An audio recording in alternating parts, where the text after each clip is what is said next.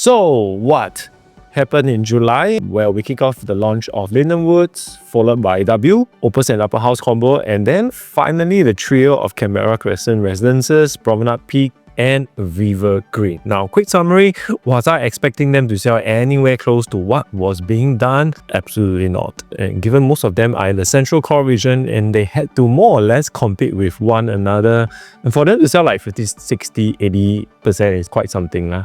Of course, not to mention Lynden Woods that did the best at 94%. Now, for a start, if a project sells well, it doesn't mean it's good. Likewise, if a project doesn't sell well, it doesn't mean it's bad either. Because we won't know whether we are right or wrong until we are right or wrong. I know some of you might think that if someone managed to get a RiverGreen unit when it's 80% sold out, means you have gotten a gem. Well, it could be, but it might not be either. Much depends on pricing, layout, so on and so forth, and what I can deduce from the past month. The consumers are getting pickier at whatever they want to buy, and that because there has been an absence of CCR launches for the longest time, it seems like this time round is finally a segment of the market that appeals to them and their preferences. On one end, you got RiverGreen results, and the other end, you got W residences. So it doesn't mean that they eat whatever that is being served. Then when I start to go back and reflect, I also realized that perhaps the lack of CCR launches in the past few years had this group of buyers waiting anxiously, and now that all the CCR good locations are all out, they just went for it low.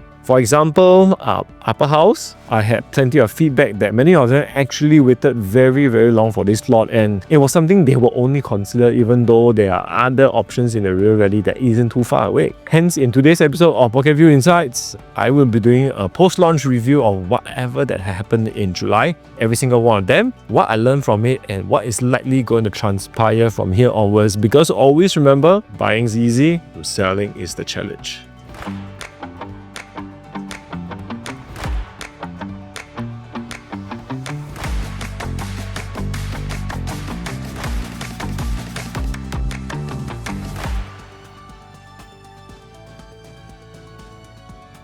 Disclaimer, whatever I share does not constitute financial advice. It is solely based on my opinion on what is right or wrong. So please do your own due diligence. If you're liking the content so far, please hit the like and subscribe button, as your simple gesture will help a lot with the YouTube algorithm.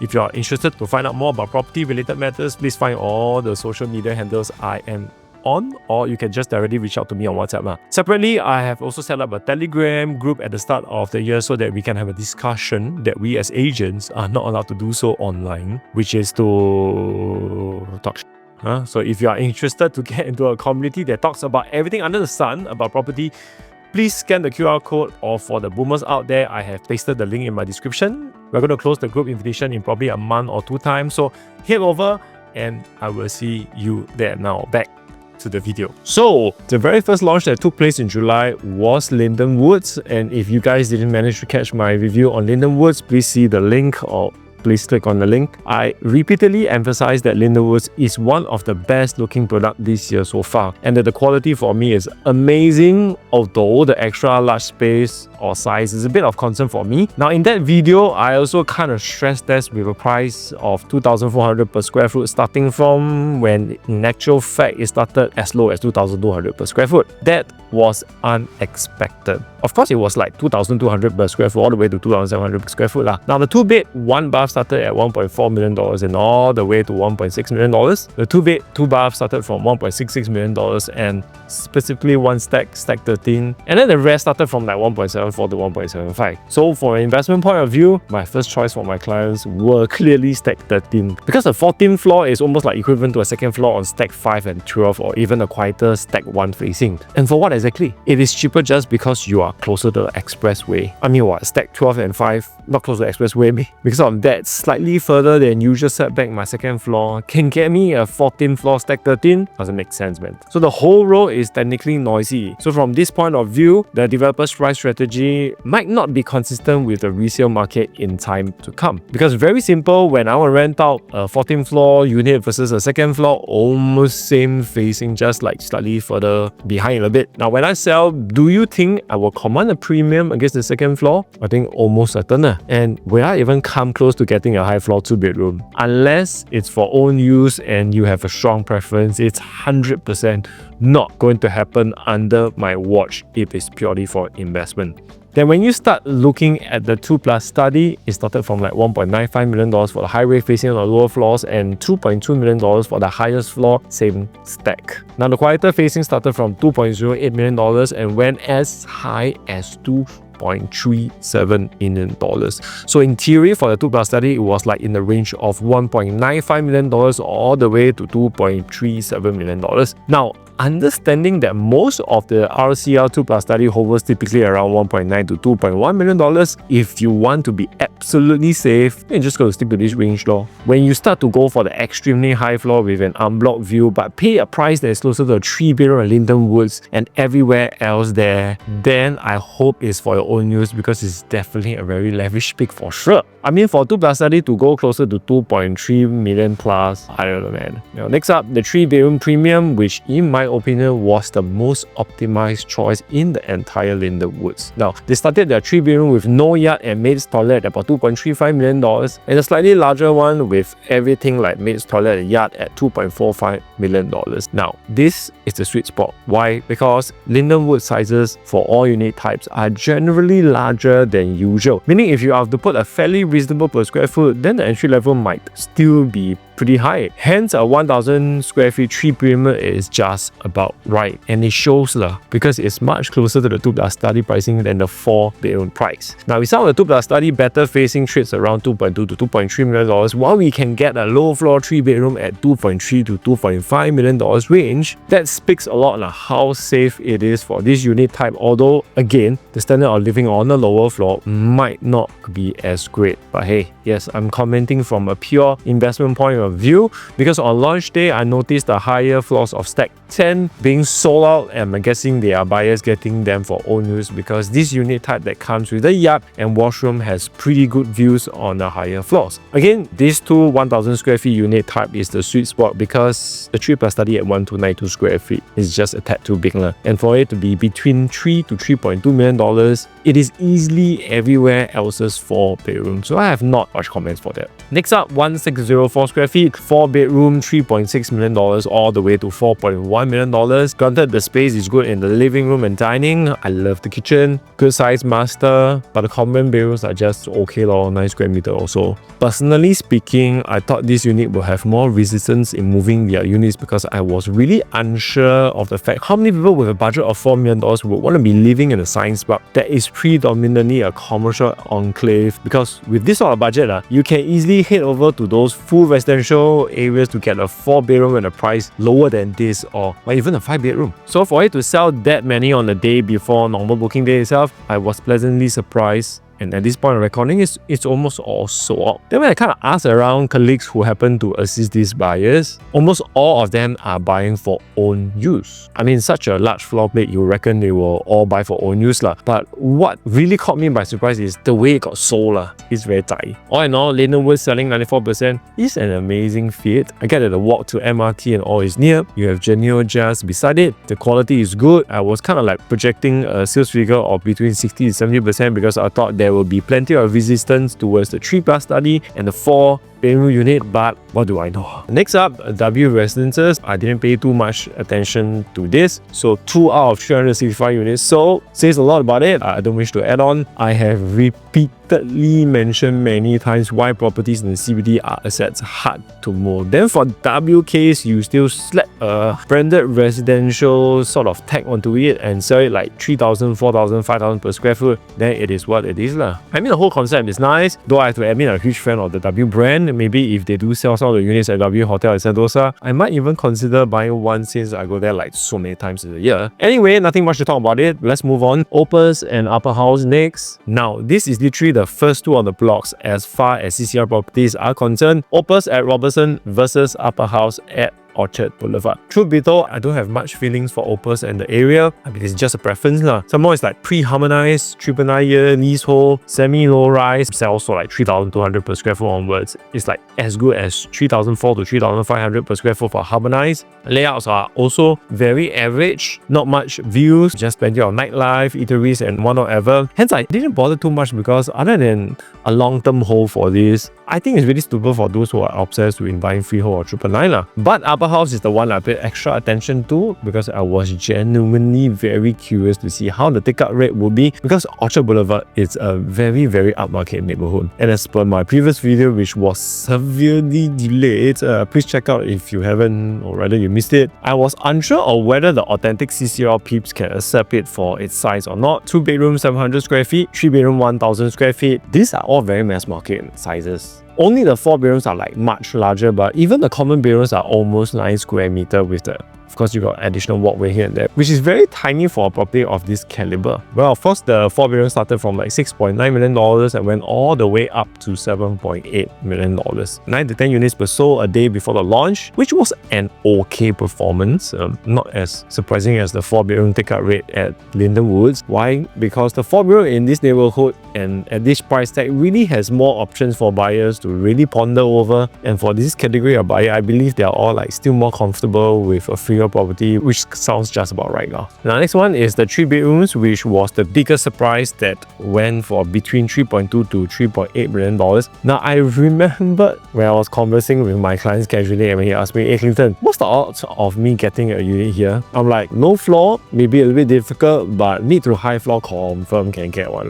The take-up rate shouldn't be that good. And I can tell you, for the first time, I cannot be more wrong, because before the placement balloting even took place, almost all the mid-floor units leading up to the levels that has got like the fins were also out to bulk purchasers or VVIP. Literally almost all got taken up. Then my clients started to panic lor. And for those of you who don't understand or don't know how placement balloting works, it's usually done for atas projects, so it doesn't feel like a mass market kind of booking process where everyone just gets their number thrown into a bowl and you just like draw your numbers out. Or actually, it's just done for projects that isn't so well received lah. So placement balloting is like, okay, when you register, you'll be given like a sticker, brown one, and for like about 45 minutes, you get to choose only one unit type that you might be interested in. And at the end of 45 minutes, if the unit you have picked has nobody else keen, and you just got a unit now, congratulations. Now, if your unit has more than just you, they will kind of advise you to switch out to probably the next unit that doesn't have anyone contesting. But then again, if let's say the unit number is something like, let's say your birthday number or whatsoever, and you wish to remain your interest in that particular unit, then just do balloting law. And touch wood, if you didn't get it, you will just go to round 2 for the remaining units that are still available. Goes on and on and on until there's like no one or no units left to buy lah. That is placement balloting for you. Very fun one, I tell you. Very exciting, very thrilling. But I remember the one at Upper House, the developers gave specific instructions to everyone that the balloting will be done discreetly, and even went to the extent of reminding everyone that you shouldn't shout or scream when you got a unit. And I'm like, when you get a unit, then naturally you'll be delighted, but deep down you can only like silent high-five your agent or your friends or family. Very sad. I mean, I do understand the process of doing that, but it was quite anti-climax. Because if I'm literally the buyer, I tell you, I'll like, screw it, man. I'm going to shout as loud as I can. Maybe that's why I know atas enough lor. So back to the 3-bedroom unit, literally the entire stack got sold with the exception of the top floor unit. And because I was there to look around, look-see, maybe I'm just being judgy, but I noticed that the profiles of people there are very different. It's just the aura, you cannot explain one. One look, you know already, is like they are rich. And thankfully, my client managed to get a unit there. It's quite low profile, so he just like shook my hand, thanked me for assisting him, but it got me thinking, maybe after so many years, as I mentioned, of good projects launching in the OCL and RCL, it is finally their turn to enter into a location that they really like. As I mentioned, someone cannot accept OCL or RCL. And when I spoke again to quite a number of colleagues to understand the buyer's intention, it was quite common to see them commenting that the buyers have been waiting for this project for the longest time and they only want this project, nothing else. That is preference law. And this is literally what I talk about in my first video about CCL, talking about people who buys with preference. Again, if you missed the video, you can always check it out. Same for my buyers also. They are retirees and only want upper house, and you just give them any 3 bedrooms and they will just take it. So from a mindset that the 3 bedroom 2-bedroom unit, confirm got unit to buy. To it being sold out, my clients were very lucky to walk away with a unit, man. Then for the 2 and 2+ study units, as expected, units were stepped up to with the larger 2+ study moving more units than the smaller one. I personally prefer the 2-bedroom more because I feel that the 2+ study layout is like all over the place. 1-bedroom as usual, take-up rate is the slowest. All in all, Upper House moved slightly more than 54% on launch day itself. A pretty decent showing for a high-end luxe development that is right on top of the MRT and across like Tanglin Mall. What was the only surprising thing for this project is that the 3-bedroom demand was so good, which kind of like gives me an insight on what the CCR people really prefers lah. Okay, next up, this leaves me with the final launch combo of RiverGreen, Promenade Peak, and Canberra Crescent. Before I talk about the River Valley ones, I will touch briefly about Canberra Crescent residences. We call it a fixed CCR, right? CCR. Anyway, the fixed CCR moved 40% of their inventory on launch day itself, which is considered to be semi-underwhelming for OCR project because there's such an obvious lack of supply in the OCR region. Almost every project was like selling out. So is this surprising that the development only moved 40%? Absolutely not. Now, a couple of reasons why this is not surprising. Firstly, they have to fight for a share of the pie with RiverGreen and Promenade Peak. Although they exist in different locations that attracts different demography, you will still expect investors with a budget of under $2 million to consider all three. So even though you fight it out with them right now, your resale will fight different group of people or different segments in time to come. And secondly, I believe a lot of people are waiting for Springleaf to launch first before deciding if they should head back to Canberra or not, because both are very close to one another, but Springleaf is a much bigger development with plenty of greens being beside an MRT. Now, price is slightly higher, so I think most buyers are just like really waiting to see how their chance stands. Like if their balloting doesn't turn out well, they'll just reconsider Canberra lah. Hence, I expect Canberra Crescent take-up rate to continue at a very healthy number because the quality is pretty good. Layouts are like super efficient. The only thing that people can't seem to understand, or rather they feel buying to it because the walking distance to MRT is pretty far,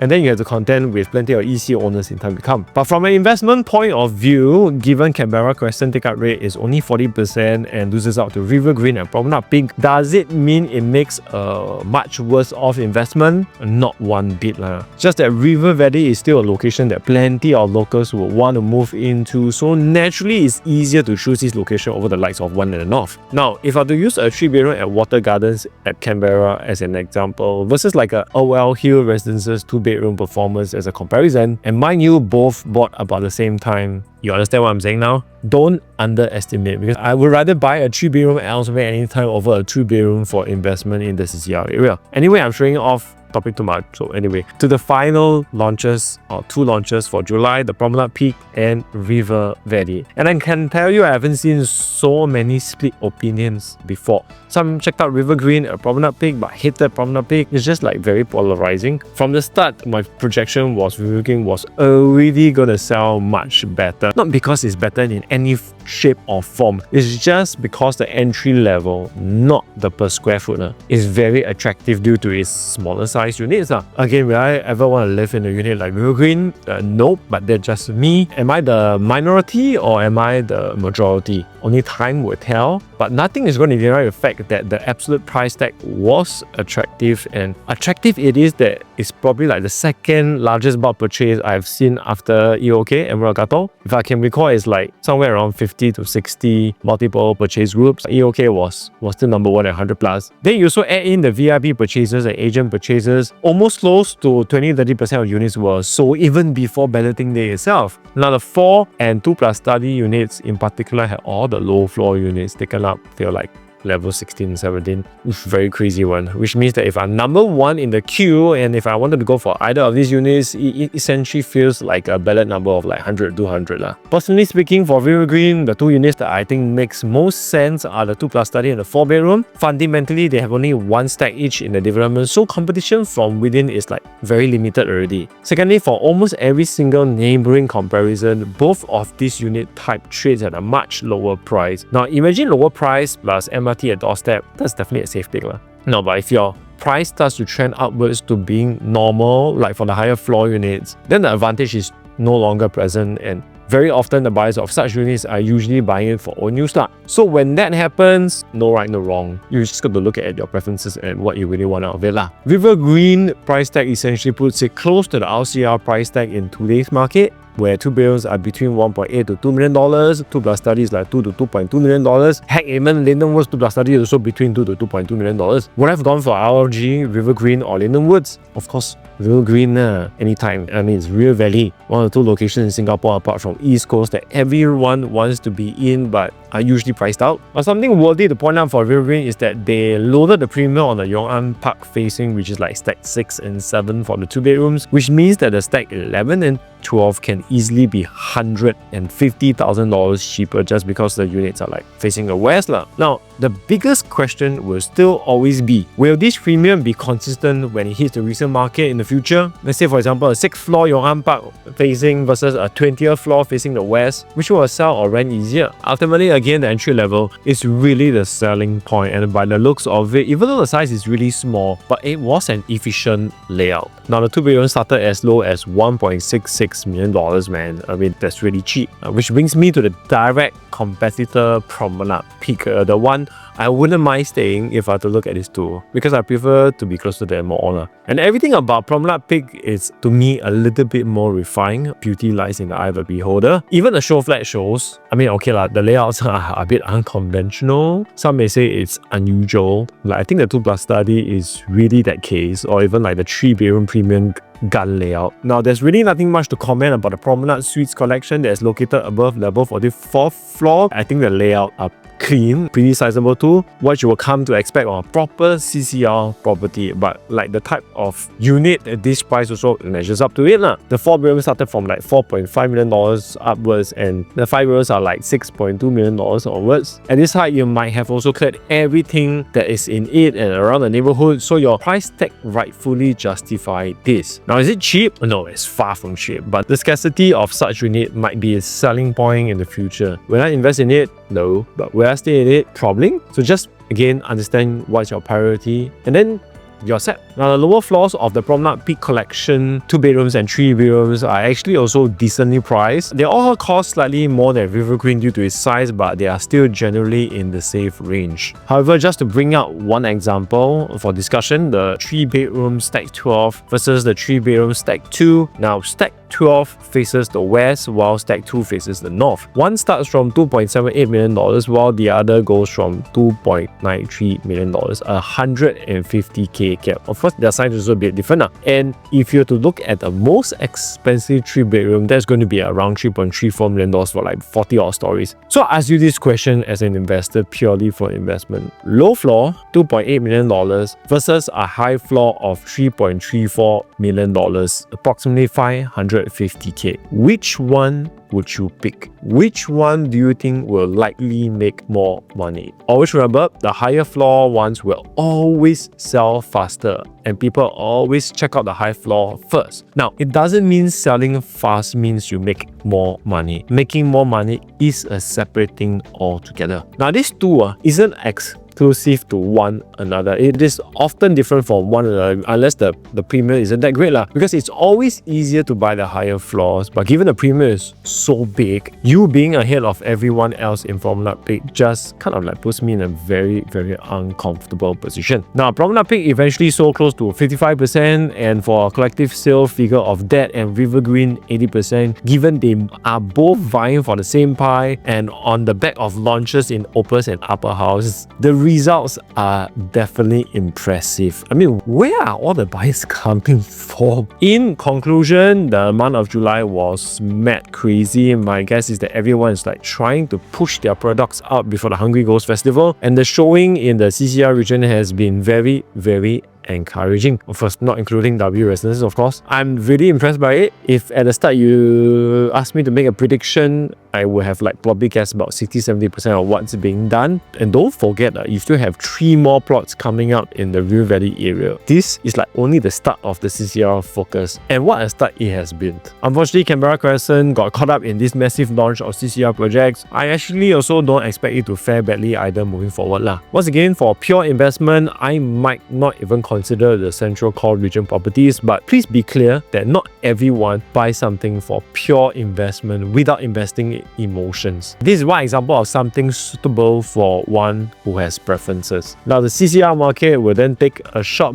breather to throw the ball over to Springleaf residences in what would be a mega launch in the OCR region. I think they will perform very well due to its attributes, and once that is done, the focus will likely shift back to Canberra Crescent. All in all, July really is an appetizer that resembles like the main course. We will start to see the likes of Penrith, I think it's pronounced that way, Penrith at Queenstown, Faber Residences at Faber Walk, Sky at Holland by UOL, and even Zion Grand, to name the notable few, coming right up until probably like Christmas. There has really been a big absorption of units in July. Now, will the momentum continue, or will we see like a drying up of demand? Who knows, man? We don't know, of course. I also don't know. And here at Pocket View, as usual, we don't get into things that isn't within our control. We pick the right property at the right price and just wait for the time to sell eventually. I said this many times. Buying is easy, selling will be the challenge. So with that, and without saying much in exact, I would like to congratulate 20-30% of buyers in July who got yourself a really good deal, another 20-30% who got a decent price, and all the damn best for 20-30% of them who clearly FOMO'd,